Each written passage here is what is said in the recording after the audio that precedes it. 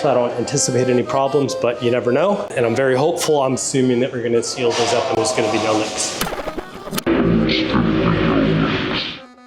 Welcome back to part 2 of the project that I've underestimated the most so far.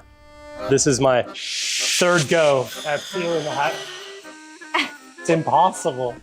We're building a custom aluminum catamaran from scratch, and this seemingly small job of sealing up our fuel tanks has had us chasing our tails for days already. If you missed part 1, check it out here, or you can just take my word for it when I say that after lots of trial and error with different materials and techniques, we're still no closer to getting an airtight seal on these tanks. Well, now we know another way that it doesn't work. So we're picking up here after realizing that the neoprene rubber recommended to us by the shop staff up the street was not fit for the job. And so I buy this section as a test. I go home, I do more research, and sure enough, it is definitely not the best type of rubber for the job. It's neither FDA, food safe, or it doesn't really last that long in direct contact with petroleum products like diesel fuel. And so toss that out. And so then I did a ton of research online, and then I found out that what we really want is this type of rubber. This is nitrile rubber.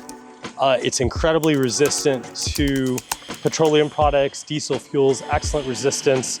It's more expensive, but they also offer a food quality version of this that's white. They didn't have that in stock. I ordered it. It'll be here next week. So I'm working on the diesel tanks now, but I think this is the stuff to go with. So while Brian have been troubleshooting and struggling with these fuel tanks, I've been organizing footage, but I also started to think about the new year and if I had any goals for 2025.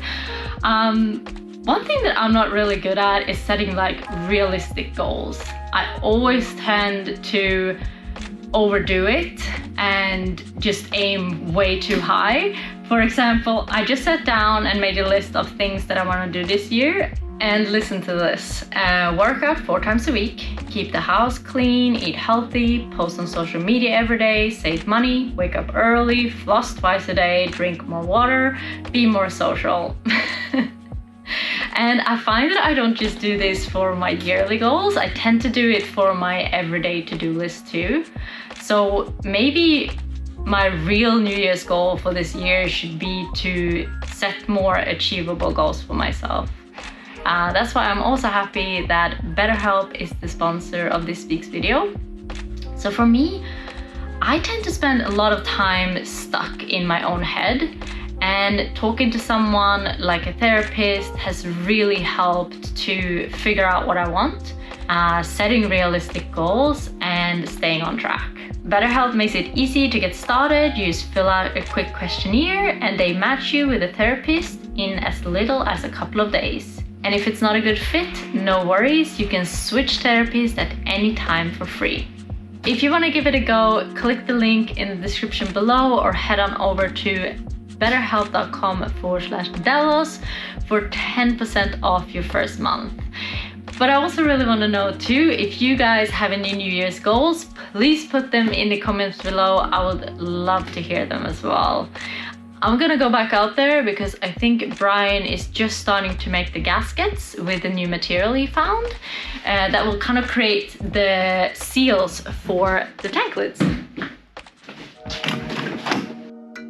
I'm gonna cut this piece to the right size, and then I'm gonna put the holes in it with the punch, and then I'm gonna cut the center out. Pretty much it. Here's what our tank lid looks like. A rectangular piece of aluminum match drilled to the base of the tanks, with a smaller access hatch for when we need easier access to inspect the inside. So the gasket is gonna be cut to fit around these outside edges, then the lid will be bolted down. The smaller access hatch was a later addition to the design. So unlike the last gaskets we made where we just glued the rubber down to the entire underside, we need to cut out the inside section to allow for the mini hatch.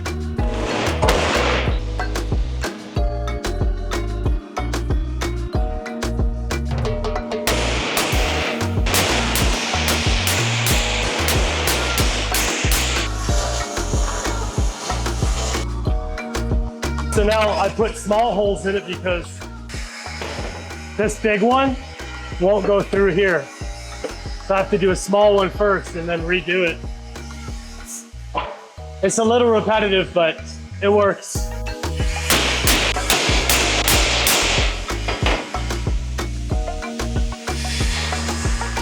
Yeah, now the holes are done. Then I get my stress fiddle tape and I mark out the radiuses on the edges. So it should be 35 mil in. Once I had the inside lines measured and marked out, I decided to trace and cut around a hole saw to easily create perfectly rounded corners. Then all I had to do was use a straight edge along my marked lines to connect the corners, and voila, we had ourselves a pretty good looking gasket. Okay, ready for the big reveal? There we go. Because this one has the small lid, now I just have to repeat the process for the little one, but it doesn't take too long.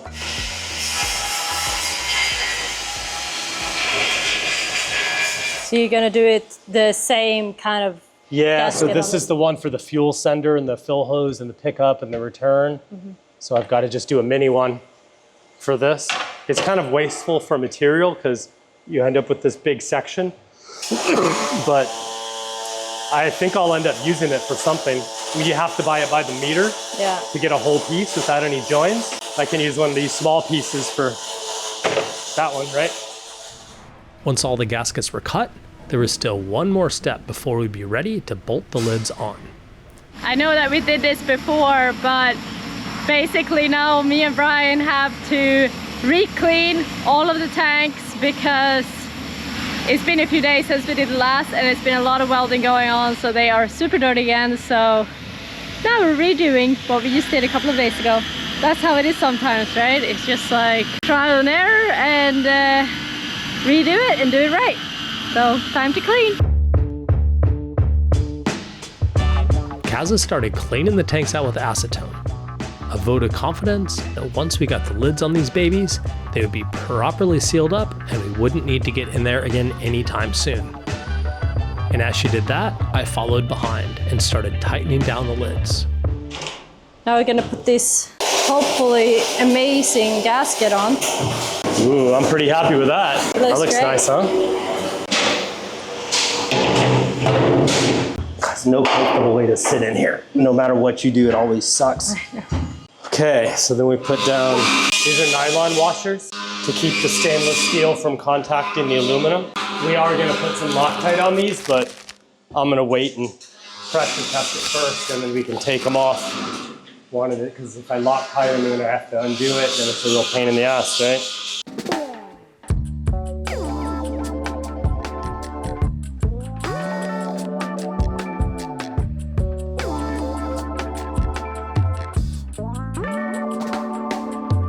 This is the fuel fill. So this is the fill, and then one of these is for the return, the feed, and the vent for the fuel tank. And the way this works is there's this seal right here, and you put it in there, you tighten the Allen keys on top, it pulls these two together and it switches the seal out. Pretty tight. The air will go in here. I can turn it on and off, and then now I have a pressure gauge here to actually see the pressure in the tank. And hopefully none of this stuff leaks, but we won't know until we fill it with air. Which we'll do tomorrow.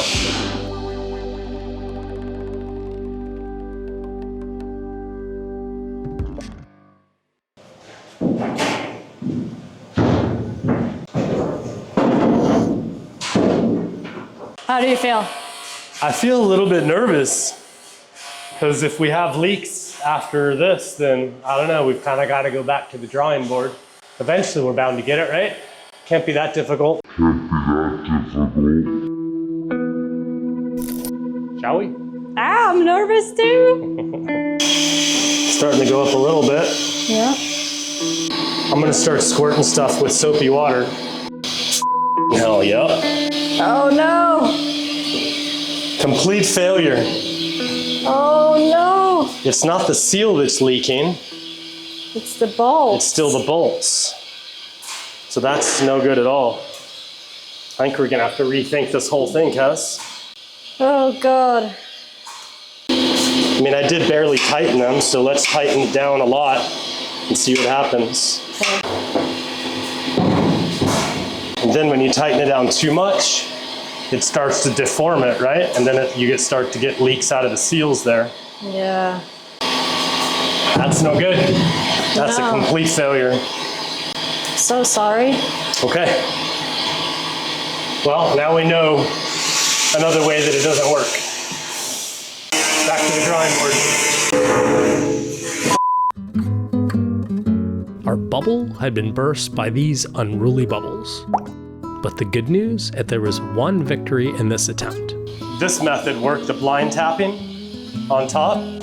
So basically, instead of the hole protruding down to the bottom of the tank, there's a piece of plate welded on top, and then that was tapped through, which is sort of similar to the other method, to the flange. We might have to go to that. As we explained in part 1, this was actually our original design to seal up the fuel tanks. It had a flange that came straight up with a lip that came over like this. And so the holes would be in the top of the flange, not in the top of the tank, which is a great design for sealing bolts. The only problem was that doing it this way didn't leave enough space between the floor and this piece here. So we ditched the flange and decided to drill the holes right into the top of the tanks, which so far has failed us after quite a few attempts.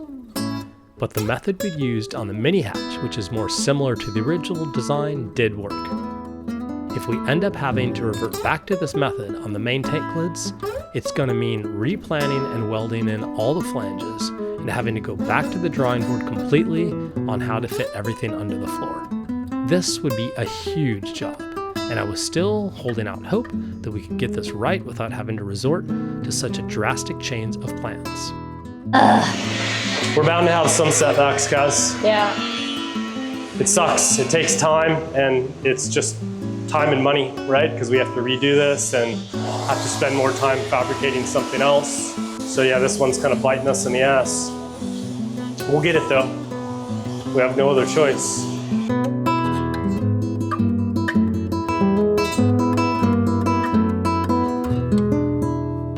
We're just getting a beer. Oh. Drinking beers? Nah, we don't drink beer. Well, give me one of those ciders in then. That's Organic? what's going on. Yeah, the organic one. The only one we have. How was today? Dan had a win. You had a win? Yeah. Got the bow prod on. Got some more handrails on. Cool. Coming together. Flying along then, huh? Flying along. Me? I've learned another way that tanks don't seal. Frustration station, huh? Yep. It's alright, we'll get it. Yep. A few cold ones at the end of a frustrating day was just what the doctor ordered. And before we started pulling out our hair trying to crack this code, we decided to put a pin in this project for now and get to work the next day on something completely different. We're back at the shop and on to the next project, which is kind of a cool one. There's been a lot of questions about galvanic corrosion and the type of anodes we're going to use on the boat and how to combat that. Before we go further, if you have no idea what the heck I'm talking about already, check out this video where we do a pretty deep dive into some of the properties, strengths, and weaknesses of aluminum and how galvanic corrosion works. But for now, here's the CliffsNotes version to get you up to speed. On an aluminum boat, galvanic corrosion is a real issue. It happens when different metals in contact with water create a tiny battery and corrode each other. But there's also another type of corrosion that can be caused by stray electrical currents, and there's not a whole lot you can do about it. No matter how good or isolated your electrical system is, stray currents can still affect the metal bits of your boat. It could be an improperly wired piece of equipment on your boat, or even your neighbor's boat a few slips down. Electricity will always find the path of least resistance. Whether it happens to be through your hull or your prop shaft, the electricity doesn't care. So we'll deploy a tactic using a metal that's even more sacrificial than all the others. Enter the anode. An anode is basically a hunk of metal that you stick on the boat that's less noble than almost everything else, usually zinc or magnesium, and it's designed to corrode instead of your much more expensive boat parts. So the anode takes the hit, protecting the boat from damage And eventually, when the anodes start to corrode away, we just swap them out for new ones. So today, we're going to show you what we have planned for the anodes and the process of putting them in place. So I'm looking at the spec from the designer, from David. We'll throw it up on the screen, and it calls for 6 different anodes in locations throughout the boat, equally spaced and on alternating sides of the hull. And so the way we're going to do it is we're basically going to cut out pockets in the hull like this. There's going to be a recess that's welded into the hull, and then the anode will sit on that, which is a little bit more streamlined than just bolting them to the outside. It's basically the same concept as the ones that we have on Delos right now. It's just on a larger scale because the whole boat is metal. There's actually a lot of things that have to happen to get this right, and this is just one of them. Look at that. Kurt's been fabricating these up this morning.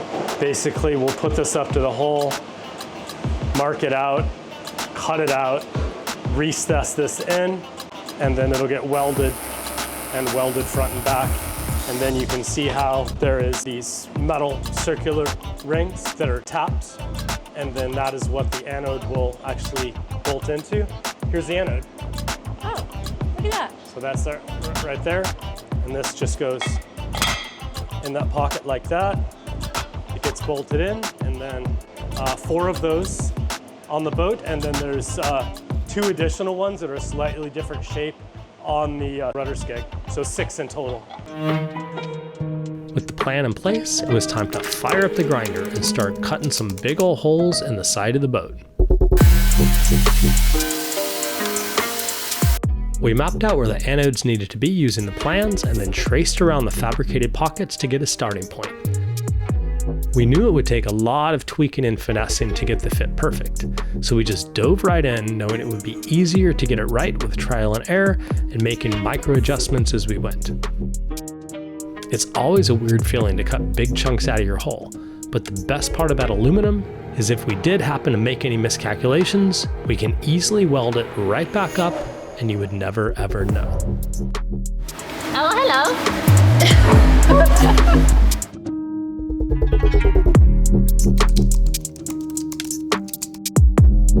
The fit wasn't too far off, and then it was just a matter of sliding it in and seeing where we needed to smooth things out a bit.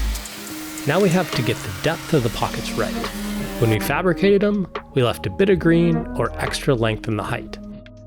So we slid the pockets in and lined them up so that once the anodes were in place, they would sit flush with the contour of the hull, not sitting too far in and not sticking too far out. Is he gonna weld it from the outside or you from the inside? Yeah, so we just get the right depth and then we'll trace it, and then trim it back to a corner joint. So we've got green on it at the moment. Okay. And then you'll cut it, we'll clean it all up and then set it in corner to corner, and we should be laughing.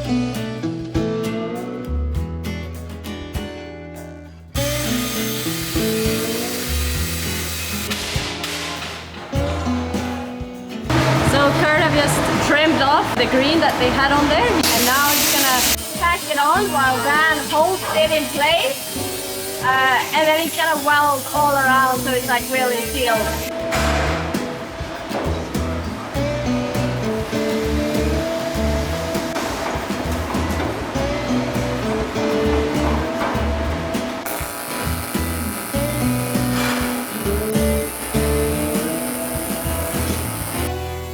After carefully lining everything up and tacking it in place, now we put the anode in to double check that all our calculations were correct, and that the anode would be sitting perfectly flush with the lines of the hull. Happy with the placement, Kurt set in on welding it into place, and later, it would be welded from the inside as well. Now we just had to repeat the process for the other anodes, and we could call this project a success. But before we move on to the next one, Kaze is going to take a minute and go into a little more depth about the type of anodes we chose and why. This is an aluminum anode. So my first question was like, I didn't know much about this. And my first question was like, why would this corrode faster than the hull, basically? I bet there's people that know a lot more about this out there. But from what I understand, this is aluminum. but it's also a mixture of zinc and a trace of indium. So it's not just the same aluminum that we have on the hull. It's slightly different, which makes this corrode faster than the hull.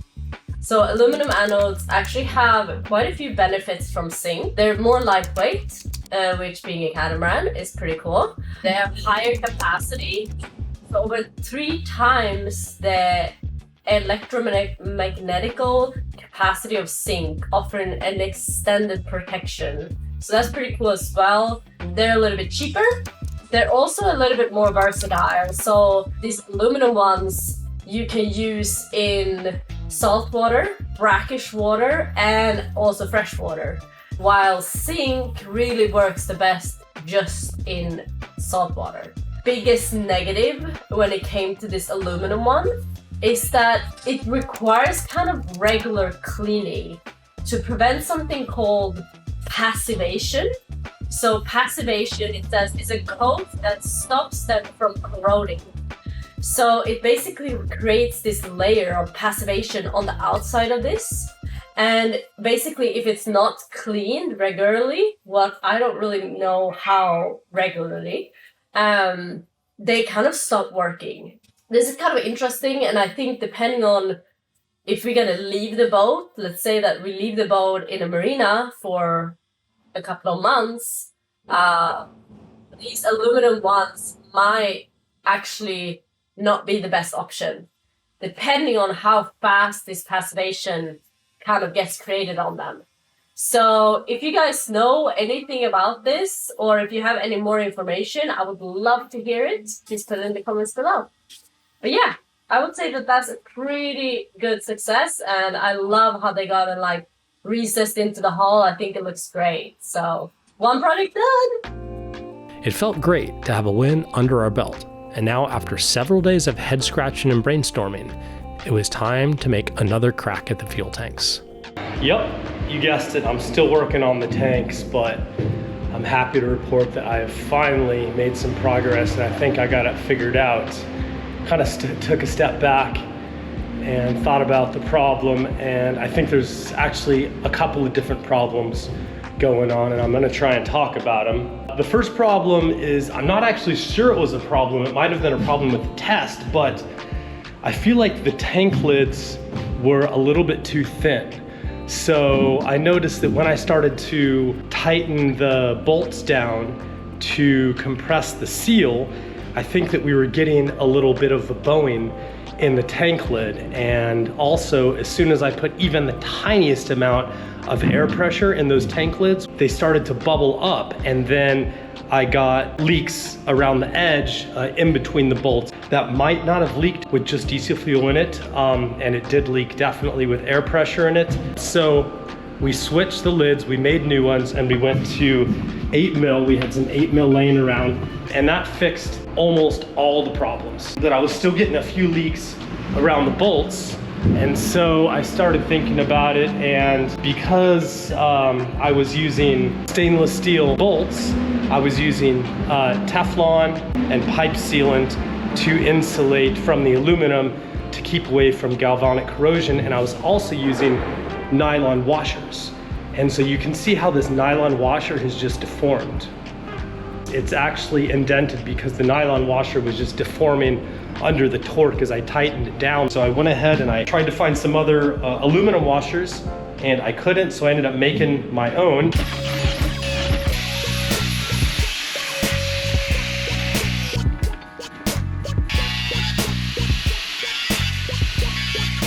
I just basically cut them square. You can see them here.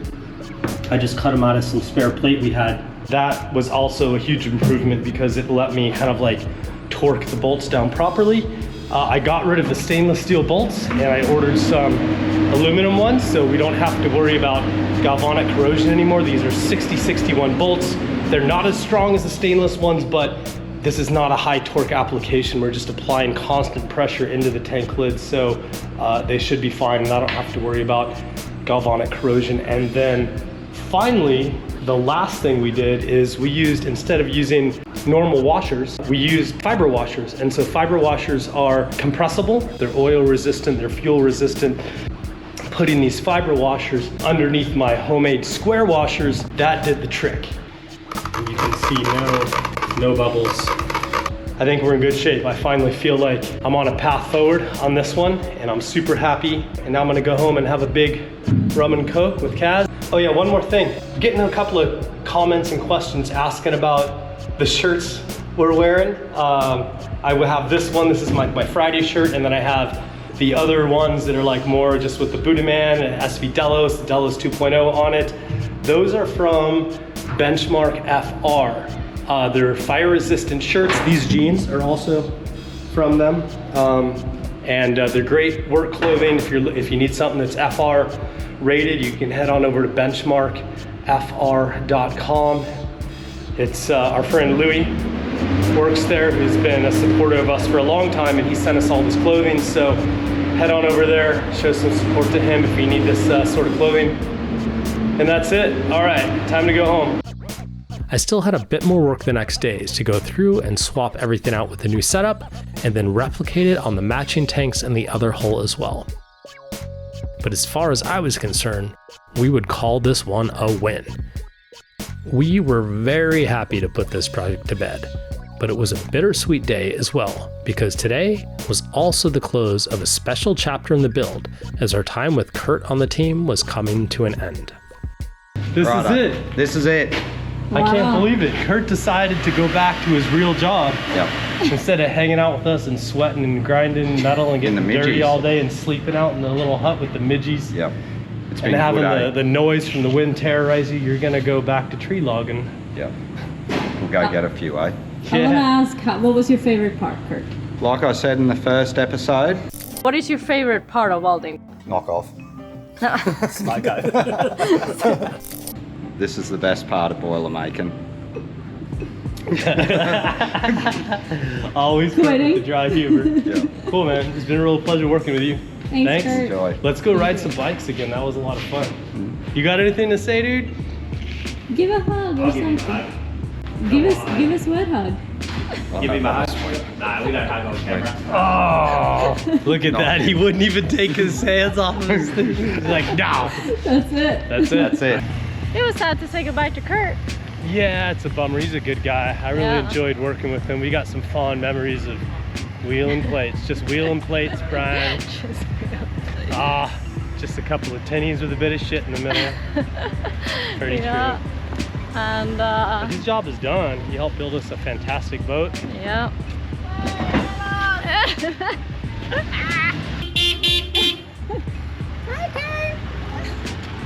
Kurt's going back to logging trees. His true That's it. passion. What's up? See you, Kurt.